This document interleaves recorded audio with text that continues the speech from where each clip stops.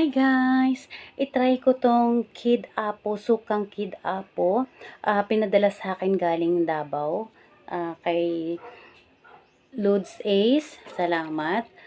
Ito yung pre-taste niyang ano. Kakain ako guys, i-try ko to. Ito, nakasealed pa siya.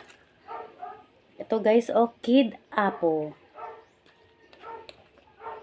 Sana magustuhan natin guys yung lasa. Mabango siya guys. Mabango.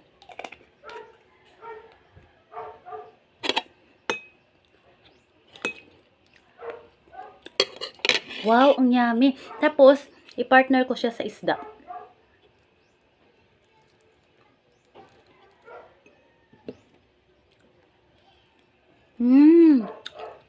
Ang sarap nga.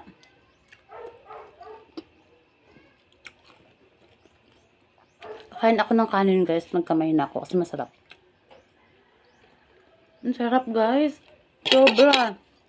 Gusto ko na iulam to. Grabe, ang sarap. Ang anghang. Spicy to guys. Kung gusto nyo mag-order, ito guys, spicy sa sukang Kid Apo. Ito yon. Ang yummy niya guys, sobra.